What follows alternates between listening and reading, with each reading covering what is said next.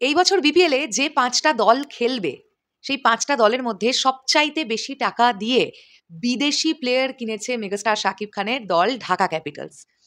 আচ্ছা, কোন দলটা সবচেয়ে বেশি টাকা দিয়ে দেশি প্লেয়ার কিনলো? তোমরা কি আমায় কমেন্ট করে জানাতে পারবে?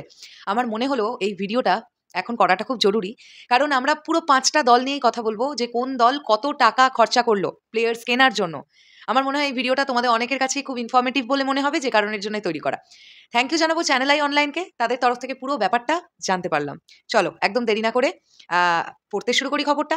আর তোমরা কমেন্ট করে অবশ্যই আমাকে জানাতে পারো যে তোমরা কোন দলকে সাপোর্ট করছো। আমি কিন্তু ঢাকা ক্যাপিটালসকে সাপোর্ট করছি, কারণ মেগাস্টার শাকিব খান ঢাকা ক্যাপিটালসের মালিকানায় আছেন। পড়ে ফেলি।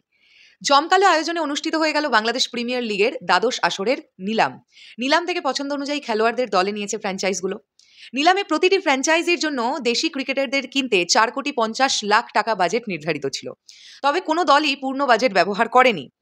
দেশি ক্রিকেটারদের দলে ভেড়াতে সবচেয়ে বেশি অর্থ ব্যয় করেছে রংপুর রাইডার্স, আর সবচেয়ে কম খরচ করেছে নোয়াখালী এক্সপ্রেস। 12 জন দেশি ক্রিকেটারকে দলে নিতে রংপুর রাইডার্স খরচ করেছে সর্বোচ্চ 4,16,00,000 টাকা। খরচের তালিকায় দ্বিতীয় স্থানে রয়েছে চট্টগ্রাম রয়্যালস। 12 জন দেশি ক্রিকেটার কিনেছে তারা, খরচ করেছে 3,87,00,000 টাকা। আসরে সবচেয়ে বেশি দামে ওপেনার মোহাম্মদ নাইম শেখকে কিনেছে তারা, 1,10,00,000 টাকা ব্যয় করে নিতে হয়েছে তাকে।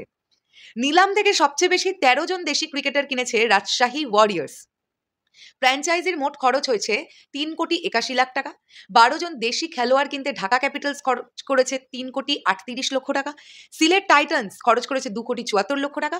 আর 12 জন দেশি ক্রিকেটারকে সবচেয়ে কম খরচে 2,63,00,000 টাকায় দলে নিয়েছে নোয়াখালী এক্সপ্রেস। নিলাম থেকে বিদেশি ক্রিকেটারদের কেনার জন্য দলগুলোর বাজেট ছিল $3,50,000। অধিকাংশ দলই এই কোটায় বড় অর্থ খরচ করেননি। বিদেশি ক্যাটাগরিতে সর্বোচ্চ খরচ করেছে ঢাকা ক্যাপিটালস। নিলাম থেকে 2 জন বিদেশি ক্রিকেটার কিনতে তাদের খরচ হয়েছে $75,000। নিলাম থেকে 2 জন বিদেশি খেলোয়াড় কিনতে $55,000 খরচ করেছে সিলেট টাইটান্স এবং চট্টগ্রাম রয়্যালস। $53,000 খরচ করেছে নোয়াখালী এক্সপ্রেস। রাজশাহী ওয়ারিয়র্স খরচ করেছে 45 লাখ।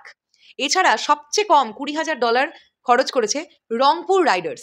তার মানে আমরা দেখলাম রংপুর রাইডার্স দেশি প্লেয়ার্স কিনতে সর্বোচ্চ খরচ করেছে এবং ঢাকা ক্যাপিটালস বিদেশি প্লেয়ার কিনতে সর্বোচ্চ খরচ করেছে। এবার আমরা তো সবাই সবটা জেনে গেলাম কোন দলে কোন কোন প্লেয়ার্সরা আছেন। তোমরা এবার কমেন্ট করে জানাও তো কোন দলটা সবচেয়ে বেশি শক্তিশালী বলে মনে করছো তোমরা। শেষ করলাম ভিডিওটা। টাটা।